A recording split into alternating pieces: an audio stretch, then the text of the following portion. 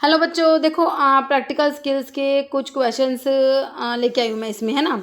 तो देखो भाई, पहला क्वेश्चन क्या है। A patient is prescribe prednisolone 10 mg daily for 16 days. देखिए, प्रेडनिसोलोन प्रिस्क्राइब क्या 10 mg डेली, प्रिस्क्राइब क्या 16 डेज पर, 16 डेज के लिए। तो मतलब कि 10 mg का टेबलेट होता तो 16 टेबलेट ले लेते, बिल्कुल सही था। कह रहे prednisolone is available as 5 mg, 5 mg के एंटारिकोटेड टैबलेट्स हैं।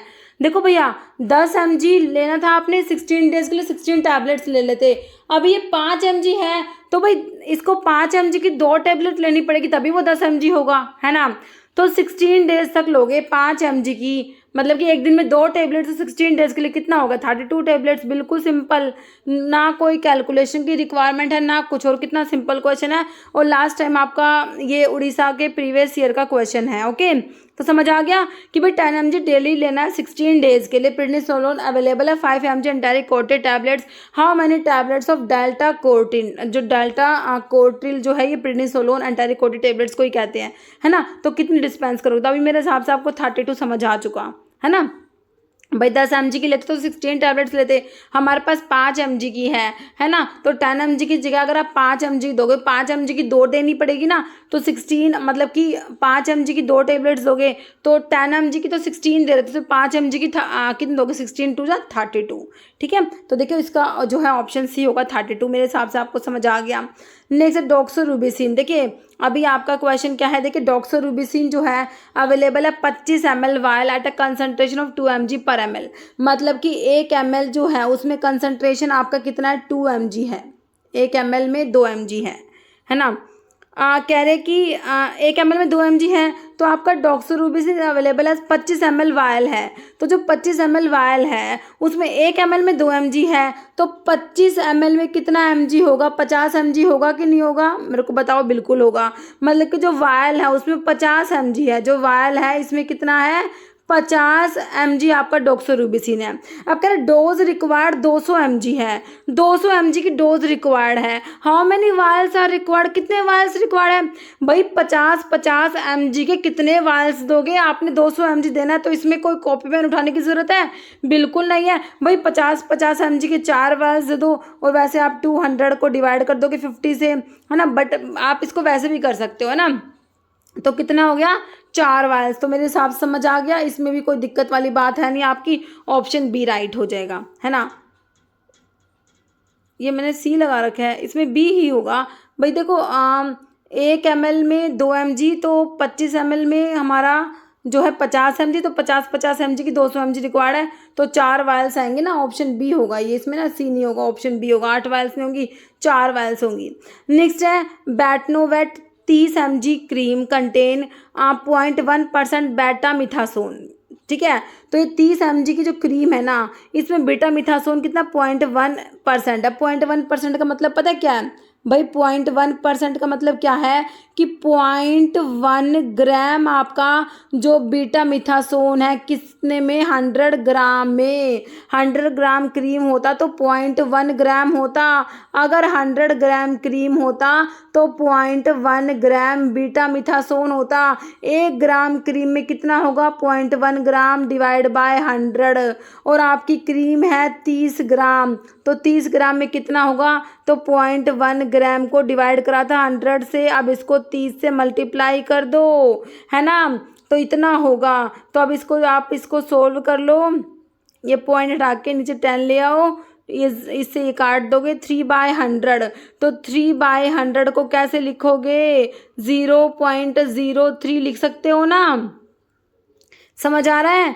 तो आपका Betnovate 30 gram cream contain 0.1% betamethasone. How many gram of betamethasone required to prepare the cream, तो 0.03 gram betamethasone, 0.03 gram betamethasone required है। Option C मेरे हिसाब से आपको समझ आ गया है ना। नेक्स्ट देखिए टिमोलोल आपका जो है 0.25% eye drop is equivalent to how many mg of timolol पर ml। 1 ml में कितना mg है ये पूछा हुआ है। 0.25% का मतलब क्या है, इसका मतलब है 0.25 ग्राम आपका टिमोलोल है किसमें, 100 ml में, है ना। मतलब कि 100 ml में 0.25 ग्राम है। आपने देखिए 100 ml में तो आपका कितना है 0.25 ग्राम है। आपसे कहा है कि पर ml आपने 1 ml में निकालना है, 0.25 को डिवाइड करो 100 से, तो इतना ग्राम ये क्या निकल के आएगा आपका ग्राम निकल के आएगा। आंसर आपको mg में दे रखा है। अब ग्राम को जब आप mg में कन्वर्ट करोगे तो बड़ी यूनिट है, इसे छोटी यूनिट बना रहे। देखिए 1 ग्राम में 1000 mg होते हैं। अब ये इतना ग्राम है तो इसको 1000 से मल्टीप्लाई कर दो। ये आपका जो आंसर आएगा ना, ये वाला आंसर ये आपका mg में निकल के आएगा। तो इसको अब सोल्व करना है बस आपने, और कुछ भी नहीं करना।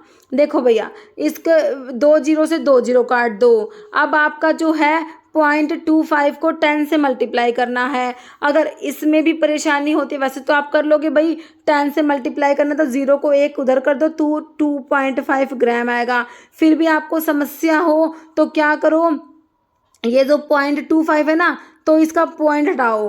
पॉइंट हटाओगे तो कितनी क्या लगाओ नीचे 100 लगाओगे। 100 लगाओगे तो 10 से 10 और काट दो। अब 25/10, 25/10 को तो 2.5 पता है ना, लिखेंगे है ना। तो ये जो है आपका 2.5 ग्राम आएगा कि क्यों mg आएगा, मतलब है ना mg, मैंने ग्राम नहीं mg में आएगा। ग्राम में तो आपका पहले आता, लेकिन आपने mg में कन्वर्ट कर लिया 2.5 mg, जो कि आपको ऑप्शन डी में दिया हुआ है 2.5 mg। तो मेरे हिसाब से आपको समझ आ गया है ना। चले फिर नेक्स्ट क्या है, इंसुलिन सिरिंज के बारे में कह रहे हैं। Are calibrated in ml, calibrated in units, large gauge needle is required, maximum volume is 5 ml। तो जो इंसुलिन सिरिंजेस होती है ना, इनको कैलिब्रेट करते हैं यूनिट्स में। ऑप्शन बी होगा are calibrated in units. Okay, next क्या है, हाउ मैनी आपका जो है ml ऑफ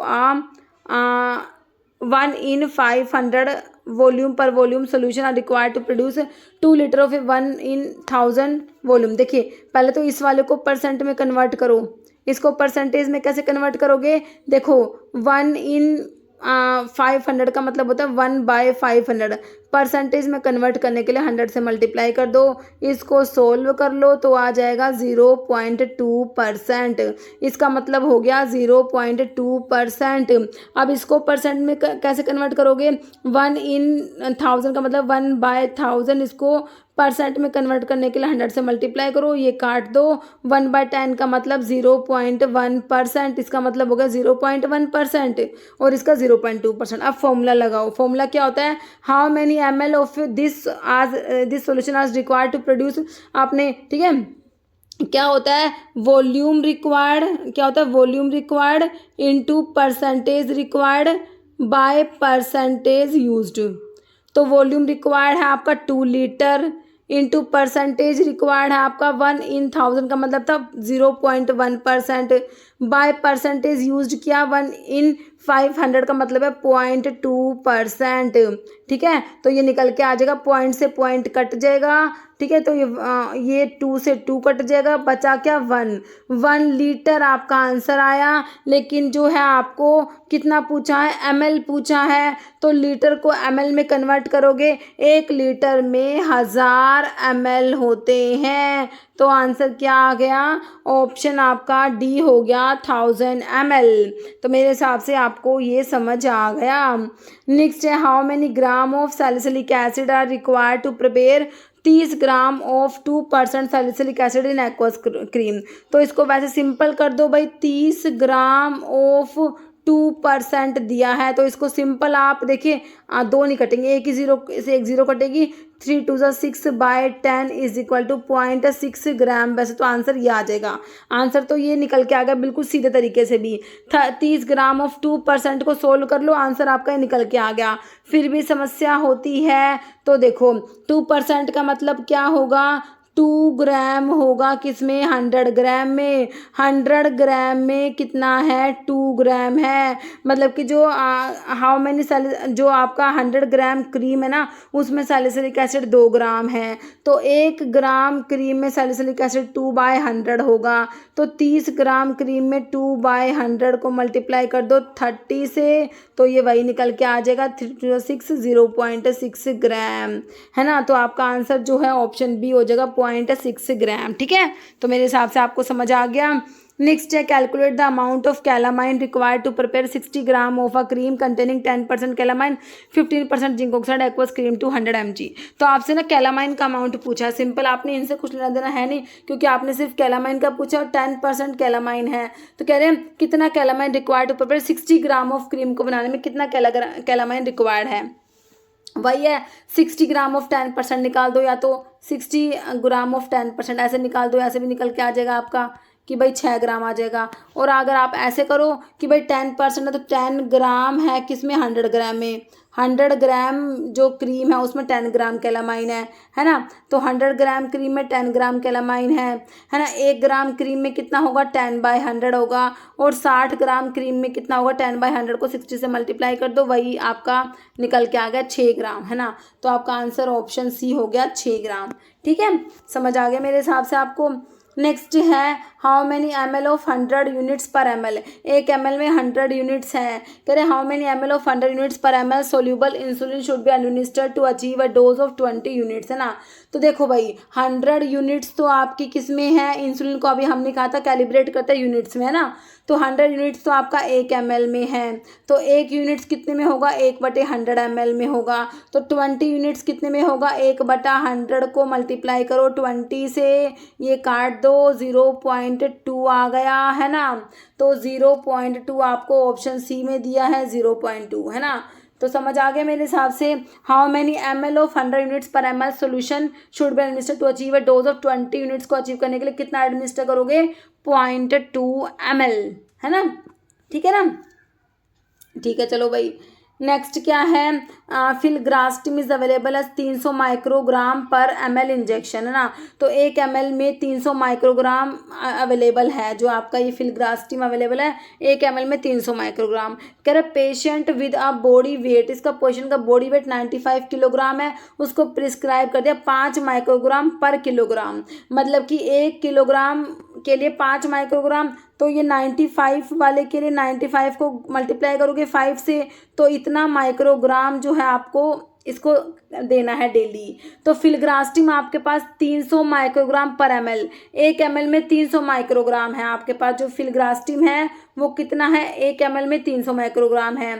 ठीक है, तो इसमें देखिए यूनिट तो सेम है ना, यूनिट में तो कुछ करना नहीं है। ठीक है, तो देखो 300 माइक्रोग्राम आपका किस में है 1 ml में है, तो आपको बताना है इतना माइक्रोग्राम के लिए कितना ml आपको चाहिएगा, है ना।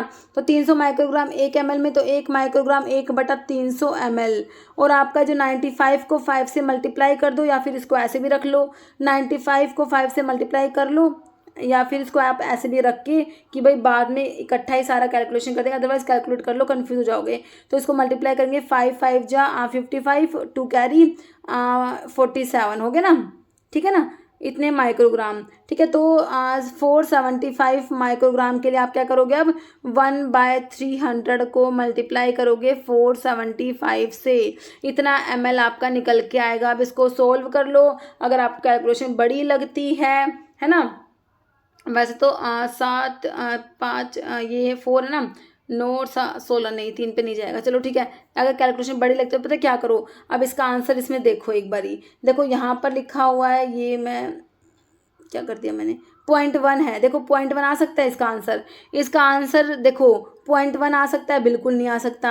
1 आ सकता है, भाई आपने सिंपल 475 को 300 से डिवाइड करना है, तो ये 1 बिल्कुल भी नहीं आ सकता, है ना। 15 आ सकता है, भाई ये तो 1 पॉइंट समथिंग आएगा। आप इस कैलकुलेशन को देख के आप क्या बता सकते हो कि भाई 1 के बाद ही पॉइंट लग जाएगा, तो आपका ऑप्शन सी निकल के आ जाएगा, है ना। तो इस टाइप से जब आपके पास ऑप्शन होते हैं ना, तो थोड़ी सी बड़ी कैलकुलेशन आपको करनी भी नहीं पड़ती, आप ऑप्शन में से देख के आंसर लगा देते हो, है ना। तो अभी मेरे हिसाब से आपको समझ आ गया ऑप्शन सी, है ना। ठीक है, तो अगर कोई भी डाउट होता है तो आप बता देना, वैसे मैंने आपको अच्छे से समझा दिया। ओके।